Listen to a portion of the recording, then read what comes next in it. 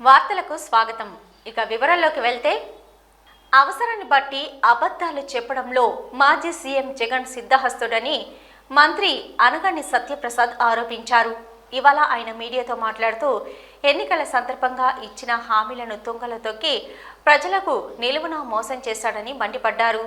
5 ఏళ్లు అధికారంలో ఉండి విద్యా వ్యవస్థను పూర్తిగా భ్రష్టు పట్టించారని ఫైర్ అయ్యారు. అధికారాన్ని అడ్డు పెట్టుకుని రాష్ట్రంలో హత్యలు, దాడులు, ప్రశ్నించిన వారిపై అక్రమ కేసులు బనాయించి చిత్రహింసలు పెట్టారని గుర్తు చేశారు.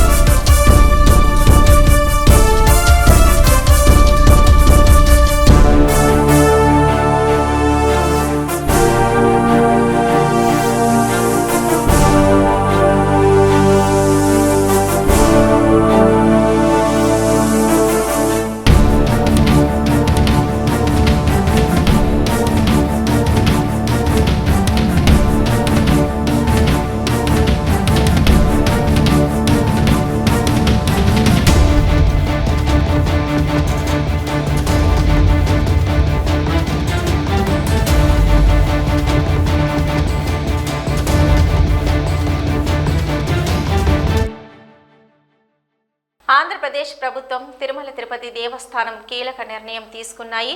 ఏపీ రాష్ట్ర రోడ్డు రవాణా సంస్థ బస్సుల్లో తిరుమలకు వెళ్లే ప్రయాణికులకు శుభవార్త చెప్పారు. ఏపీఎస్ఆర్టీసీ బస్సుల్లో తిరుమలకు వెళ్లే ప్రయాణికులకు, భక్తులకు తిరుమల తిరుపతి దేవస్థాన అధికారులు సువర్ణ అవకాశం కల్పించారు. బస్సుల ద్వారా తిరుమలకు వెళ్లే భక్తుల కోసం రోజుకు 1000 దైవ దర్శనాల టికెట్లు జారీ చేయించబడ్డాయి. అలాగే ఏపీఎస్ఆర్టీసీ బస్సుల్లో తిరుపతికి వెళ్లే ప్రయాణికులు 300 రూపాయలు అదనంగా చెల్లించి బస్సులోనే ఎక్స్ప్రెస్ దర్శనం టికెట్ పొందవచ్చని తెలిపారు. ఈ శీఘ్ర దర్శనం ప్రతిరోజు ఉదయం 6 గంటల నుంచి సాయంత్రం 4 గంటలకు నిర్వహించబడుతుందని అన్నారు.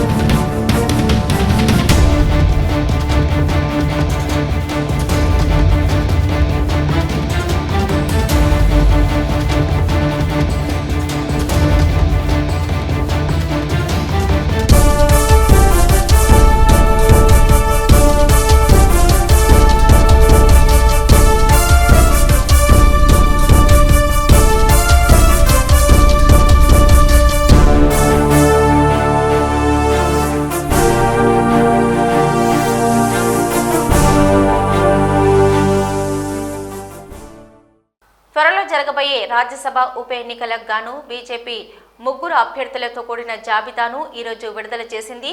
అందులో ఆంధ్రప్రదేశ్ నుంచి మాజీ రాజ్యసభ ఎంపీ రాగా కృష్ణయ్య, హర్యానా నుంచి రేఖా శర్మ, ఒడిశా నుంచి సుజిత్ కుమార్ పేర్లను కేంద్రం ప్రకటించింది. కాగా గతంలో ఏపీ నుంచి వైసీపీ తరపున రాజ్యసభ సభ్యుడిగా ఉన్న బీసీ సంఘం జాతీయ అధ్యక్షుడు ఆర్ కృష్ణయ్య 2024 అసెంబ్లీ ఎన్నికల ఫలితాల అనంతరం వైసీపీ పార్టీకి రాజ్యసభ సభ్యత్వానికి రాజీనామా చేశారు. అనంతరం తెలంగాణ రాష్ట్రంలో బీసీల రిజర్వేషన్లు, స్కాలర్షిప్లపై ఆయన ఉద్యమం చేస్తున్నారు. ఈ క్రమంలో బీజేపీ ఆయనకు తిరిగి మరోసారి రాజ్యసభ సభ్యుడిగా అవకాశం కల్పించింది.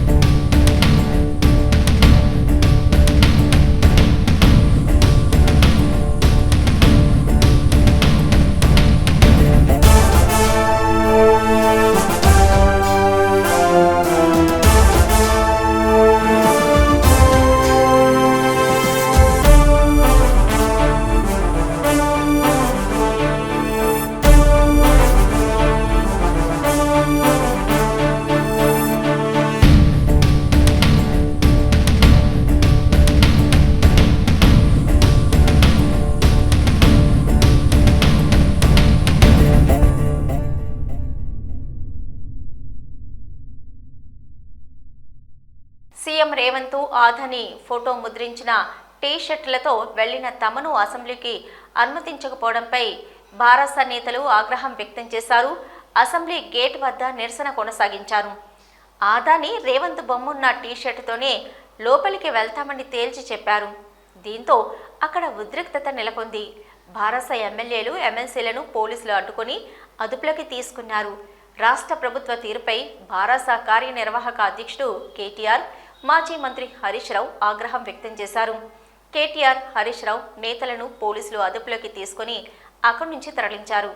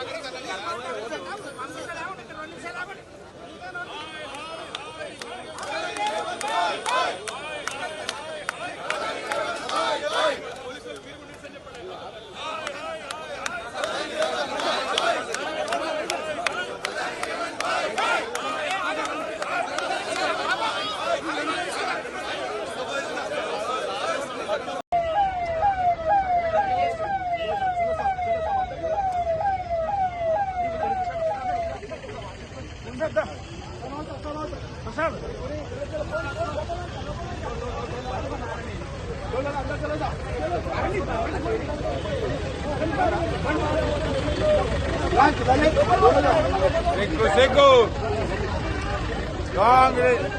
రేవంత్ రెడ్డి ప్రభుత్వం ఈరోజు చాలా దారుణంగా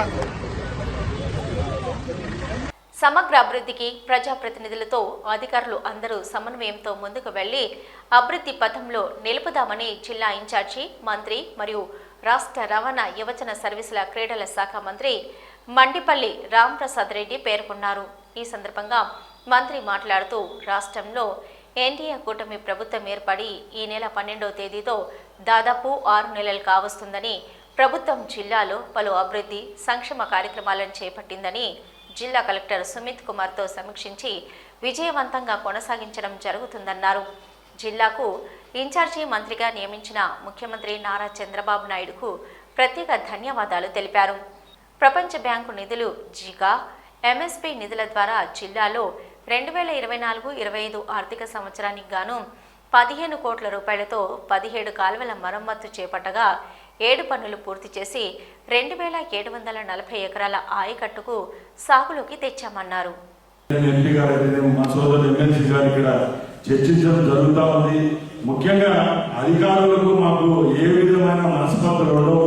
ఎందుకంటే అధికారులకు అలాగే ప్రజలకు వారధిగా ఉండేవాళ్ళు మేము రాజకీయ నాయకులు కాబట్టి ఇప్పుడు ప్రోటోకాల్ విషయం అనుకోండి, ఏవైనా సిఫార్సుల విషయంలో అయితే మేము ఒకటే చెప్తున్నాం, మేము ప్రజల కోసం పనిచేస్తున్నాం.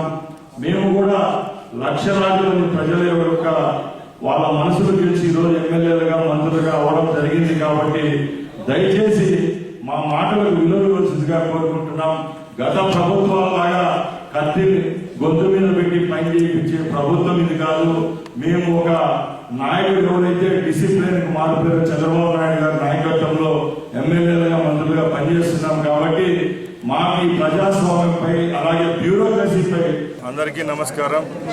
ఈరోజు ఒక ఇన్ఛార్జ్ మంత్రిగా పెద్దలు పూజ్యులు మా ముఖ్యమంత్రి వర్యులు ప్రాతినిధ్యం వహిస్తున్న చిత్తూరు జిల్లా నుంచి నన్ను ఎంచుకున్నందుకు సభాముఖంగా ధన్యవాదాలు తెలియజేసుకుంటున్నా. ముఖ్యంగా ఏవైతే బాధ్యతలు గౌరవ ముఖ్యమంత్రి గారు నా పైన పెట్టారో తూచా తప్పకుండా చిత్తూరు జిల్లా అభ్యున్నతి కోసం రాబోయే కాలంలో పనిచేసేదానికి నేను సిద్ధంగా ఉన్నా. అలాగే ఇక్కడ ఉన్న మా ఎమ్మెల్యేలు అయితేనేం, ఎంపీ గారు అయితేనేం, సహచార ఎమ్మెల్సీ గారు అయితేనేం వీళ్ళందరితో కలుపుకొని పోయి ఈ జిల్లాలో ఏ విధమైన అభివృద్ధి కార్యక్రమాలు చేపట్టాలా, సంక్షేమ కార్యక్రమాలు చేపట్టాలో ఈ 4.5 సంవత్సరంలో దశ నిర్దేశించి కార్యక్రమాలు చేసేదానికి సిద్ధంగా ఉన్నాం. అలాగే ముఖ్యంగా తెలుగుదేశం పార్టీ బలంగా ఉంది కాబట్టి ఈరోజు 7కు 6 సీట్లు ఇక్కడ గెలవడం జరిగింది. తెలుగుదేశం పార్టీ కార్యకర్తలకు మేము ఒకటే భరోసా ఇస్తున్నాం. మా సహచర శాసనసభ్యులు, ఎమ్మెల్సీలు, ఎంపీలు ఒకటే చెప్తున్నాం, చంద్రబాబు నాయుడు గారు మీ మీద ఉన్న విశ్వాసాన్ని మేము కూడా చూరగొని రాబోయే కాలంలో తెలుగుదేశం పార్టీ కార్యకర్త కాలాలు ఎగరేసుకునే విధంగా ఈ జిల్లాలో తయారు చేసేదానికి మేము సిద్ధంగా ఉన్నాం తెలియజేసుకుంటున్నాం. గత ప్రభుత్వం విద్యా వ్యవస్థను పూర్తిగా నిర్వీర్యం చేసిందని, చంద్రబాబు నాయుడు విద్యా వ్యవస్థలో విప్లవాత్మకమైన మార్పులు తీసుకొస్తున్నారన్నారు మంత్రి మండిపల్లి రాంప్రసాద్ రెడ్డి. అన్నమయ్య జిల్లా రాయుడు కాలనీలో ఉర్దూ పాఠశాలలో నిర్వహించిన పేరెంట్స్ టీచర్స్ ఆత్మీయ సమావేశానికి వారు ముఖ్య అతిథిగా హాజరయ్యారు. వారికి టీడీపీ నేత మడితాటి శ్రీనివాసులు రెడ్డి నేతృత్వంలో రాయుడు కాలనీ టీడీపీ నాయకులు రంజిత్ రాయల్, ఇతర ప్రజాప్రతినిధులు, జిల్లా విద్యాశాఖ అధికారి సుబ్రహ్మణ్యం, పాఠశాల సిబ్బంది ఘన స్వాగతం పలికారు. ఈ సందర్భంగా మాట్లాడుతూ పిల్లలకు, ప్రజలకు న్యాయం చేయాలని, గత ప్రభుత్వం మాదిరిగా కాకుండా ప్రభుత్వం వచ్చిన 6 నెలల్లోనే ఈ రాష్ట్రంలో కార్పొరేట్ స్కూళ్లకు తలదన్నే విధంగా రాష్ట్రంలో ఉన్న అన్ని పాఠశాలల్లో నాణ్యమైన విద్యా బోధనతో పాటు విద్యార్థులకు రుచికరమైన భోజనం, బట్టలు, పుస్తకాలు, నాణ్యమైన విద్య అందించి విద్యార్థుల భవిష్యత్తుకు బంగారు బాటలు వేసే విధంగా విద్యాశాఖ మంత్రి లోకేష్ బాబు పనిచేస్తున్నారన్నారు. చంద్రబాబు నాయుడు గారు ముఖ్యమంత్రి అయిన తర్వాత అన్ని రంగాల్లో ఒక మార్పు అనేది వస్తుంది. ఖచ్చితంగా ఈ రాష్ట్రం యొక్క భవిత మారుతుందని ఆకాంక్షించే ప్రజలకు ఇది ఒక శుభ పరిణామం. ఎందుకంటే గత ప్రభుత్వాల్లో లేని విధంగా చంద్రబాబు నాయుడు గారు ముఖ్యమంత్రి అయిన తర్వాత అధ్యాపకులు, గురువులు ఎవరైతే ఉన్నారో వాళ్ళ ముఖాల్లో చిరువేలుగులు ఉన్నాయి. అలాగే ఇంకా పిల్లల్లో వాళ్ళ ఎదుగుదలలో కానీ వాళ్ళ జీవితంలో బాగుపడాలంటే ఇద్దరు వ్యక్తుల యొక్క ప్రమేయం ఎక్కువ ఉంటుంది. వాళ్ళల్లో జన్మనిచ్చిన తల్లిదండ్రులు అలాగే విద్యావంతులుగా చేసిన గురువుల పాత్ర చాలా ఉంటుంది. కాబట్టి అది గ్రహించిన మన యువ నాయకులు అలాగే ఈ రాష్ట్రంలో ఈరోజు లక్షలాది మంది విద్యార్థుల యొక్క భవిష్యత్తు నాది, నా చేతుల్లోనే 5 సంవత్సరాల్లో ఈ రాష్ట్రంలో ఉన్న పాఠశాలలు అయితేనే అన్ని దానిలలో ఒక సమూలమైన మార్పు తీసుకొని వస్తాను. వాళ్ళు తినే భోజనం దగ్గర నుంచి వాళ్ళు కట్టే బట్ట వరకు, వాళ్ళు చదివే బుక్కుల కాడి నుంచి వాళ్ళున్న స్కూల్ బిల్డింగుల వరకు మార్పు తెస్తానని ఒక దృఢ నిశ్చయంతో పనిచేస్తున్న లోకేష్ బాబు గారికి మీ అందరి తరఫున ధన్యవాదాలు తెలియజేసుకుంటున్నా. గత మంత్రులాగా నాసిరక భోజనాలు పెట్టి నాసిరకమైన బల్లలు, నాసిరకమైన పేపర్లు, బుక్కులు ఇచ్చి ఆ రోజు ప్రజలకు అలాగే వాళ్ళ పిల్లలకు న్యాయం చేయలేని ప్రభుత్వాల్లా కాకుండా ఈ రోజు ప్రభుత్వం వచ్చిన 6 నెలల్లోనే ఒక విద్యాశాఖ మంత్రిగా ఈ రాష్ట్రంలో కార్పొరేట్ స్కూళ్లకు తలవన్నే విధంగా మాంటెసరీ స్కూళ్లలో ఏ విధంగా ఎడ్యుకేషన్ సిస్టమ్ డెవలప్ చేస్తామో అదే విధంగా ఈ రాష్ట్రంలో ఉన్న అన్ని పాఠశాలలో నాణ్యమైన విద్యాబోధన తీసుకొని రావాలని ఒక లక్ష్యంతో పనిచేస్తున్న లోకేష్ గారికి సభాముఖంగా నా తరపున కూడా ధన్యవాదాలు తెలియజేసుకుంటున్నా. గుంటూరు లాలపేట పోలీస్ స్టేషన్ పరిధిలోని నల్లచెరువు ప్రాంతంలో పోలీసులు కార్డన్ సెర్చ్ నిర్వహించారు. ధృవీకరణ పత్రాలు లేని వాహనాన్ని సీజ్ చేశారు. సీజ్ చేసిన వాహనాలను పోలీస్ పరేడ్ గ్రౌండ్కు తరలించారు. మద్యం సేవించి వాహనాలు నడిపే వారిపై ట్రాఫిక్ పోలీసులు కేసు నమోదు చేశారు. బస్టాండ్లో డ్రంక్ అండ్ డ్రైవ్ నిర్వహించి మద్యం సేవించి వాహనాలు నడిపే 9 మంది వాహనదారులపై కేసులు నమోదు చేసినట్లు తూర్పు విభాగపు ట్రాఫిక్ సిఐ అశోక్ కుమార్ తెలిపారు.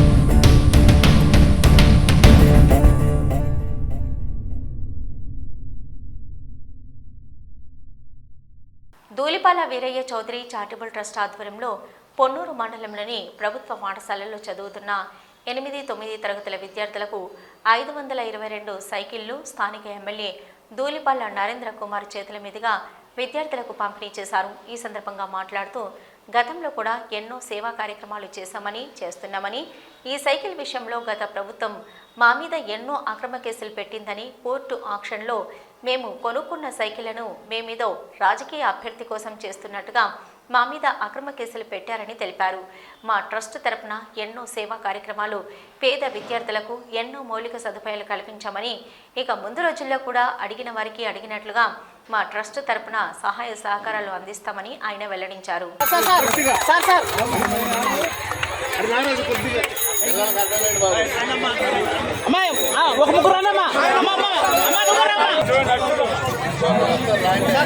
మీరు కొంచెం వెనకరండి.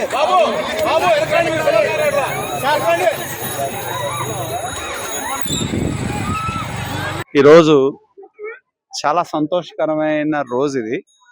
ఎందుకంటే మేము 5 సంవత్సరాల కాలంగా ఎదురు చూస్తా ఉన్నాం. 2019 ఎన్నికల ముందు ఏదైతే గత ప్రభుత్వం బడికెళ్తా అనే కార్యక్రమం కింద సైకిళ్ల పంపిణీ కార్యక్రమానికి శ్రీకారం చుడితే ఆ రోజు రాజకీయాలని దృష్టిలో పెట్టుకొని కంప్లైంట్ ఇవ్వడం, ఇచ్చిన సైకిళ్ళని ఎన్నికల యంత్రాంగం సీజ్ చేయడం జరిగింది. 5 సంవత్సరాల తర్వాత మూలబడిని ఆ రోజున్న ప్రజాప్రతినిధులు కానీ అధికారులు కానీ వాటిని పట్టించుకోకపోవడం వలన కోర్టు ఆక్షన్కి వెళ్ళడం జరిగింది.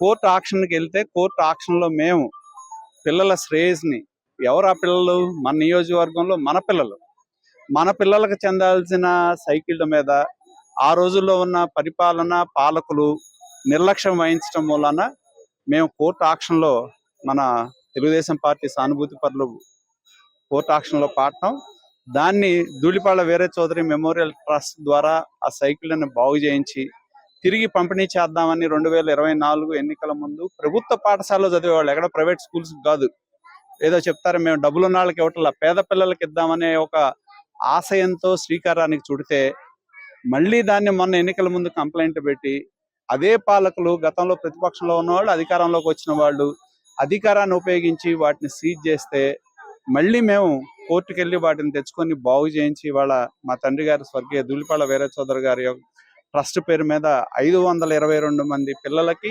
8-9 చదువుతున్న పిల్లలు పొన్నూరు రూరల్ అలాగే పొన్నూరు మున్సిపాలిటీలో చదువుతున్న జిల్లా పరిషత్ హై స్కూల్లోని పిల్లలకి ఇవాళ ఈ సైకిల్ పంపిణీ చేయటం అంటే మాకు అంతకంటే ఆనందం ఇంకొకటి లేదు. మేము ఈ నియోజకవర్గంలో ప్రజలు మమ్మల్ని ఎందుకు ఎన్నుకున్నారంటే నియోజకవర్గంలో ఉన్న ప్రజల యొక్క అండగా ఉండటం కానీ, వాళ్ళ కష్టాలు ఉన్నప్పుడు సహాయం చేయటం కానీ, అది వ్యక్తిగతంగా చేయనియండి, ప్రభుత్వ పరంగా చేయనియండి, వాళ్ళకు అవసరమైనప్పుడు అన్ని విధాలుగా మేము అండగా ఉంటా ఉన్నాం. దానిలో భాగంగా 5 సంవత్సరాల నిరీక్షణ ఇవాళ మాకు ఫలించింది. ఎన్నికలు అయిన తర్వాత కూడా మరి ఆ రోజున్న ఎన్నికల యంత్రాంగాన్ని తమ చెప్పు చేతల్లో పెట్టుకొని సంబంధం లేకుండా వీటి మీద కేసులు పెట్టి కావాలని వీటిని మళ్ళీ సీజ్ చేయించి ఎక్కడ మాకు మంచి పేరు వస్తుందనే ఉద్దేశంతో చేయటం జరిగింది. ఇవాళ ఈ రోజు ఈ 5 సంవత్సరాల నిరీక్షణ తర్వాత 8-9 జరుగుతా ఉన్న మన పిల్లలకి, ప్రభుత్వ పాఠశాలలో జరుగుతున్న పిల్లలకి సైకిల్ పంపిణీ చేయటం చాలా సంతోషం. మాకు ఇంతకంటే ఇంకొక ఆనందం కూడా ఇంకొకటి లేదు. నియోజకవర్గంలో ఉన్న ప్రజలకి భగవంతుడు ఎంత శక్తి ఇస్తే ఆ మేరకు వారికి కోసం పనిచేయటమే మా ముందున్న లక్ష్యం. ఆ విధంగా మా తండ్రి గారు వీర చౌదరి గారు అదే ఆశయంతో ఆయన పనిచేశారు, అదే ఆశయాలను కొనసాగించడం లక్ష్యం. Thank you. శ్రీ తరపున ఒక ట్రస్ట్ ఉంది. అన్నమయ్య జిల్లాలో ద్విచక్ర వాహనాల చోరీకి పాల్పడుతున్న 4 అంతర్రాష్ట్ర దొంగలను అరెస్టు చేసి వారి వద్ద నుంచి 65 లక్షలు విలువ చేసే 37 ద్విచక్ర వాహనాలను స్వాధీనం చేసుకున్నట్లు అన్నమయ్య జిల్లా అదనపు ఎస్పీ అడ్మిన్ వెంకటాద్రి తెలిపారు.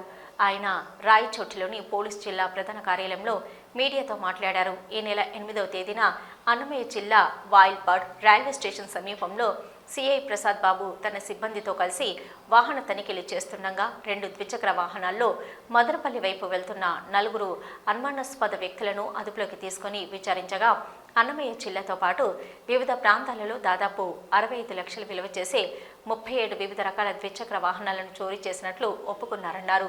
ద్విచక్ర వాహనాల చోరీ కేసులోని నిందితులందరూ అన్నమయ్య జిల్లా మదనపల్లి ప్రాంతానికి చెందిన బత్తుల వినోద్తో పాటు మరో 3 మైనర్లు ఉన్నారన్నారు. వినోద్ కుమార్ను రిమాండ్కు తరలించగా మరో 3 మైనర్లను జువైనల్ హోంకు తరలించినట్లు జిల్లా అదనపు ఎస్పీ అడ్మిన్ వెంకటాద్రి తెలిపారు. నిందితులను పట్టుకున్న వాయిల్పాడు పోలీసులను అభినందించి రివార్డులను అందజేశారు.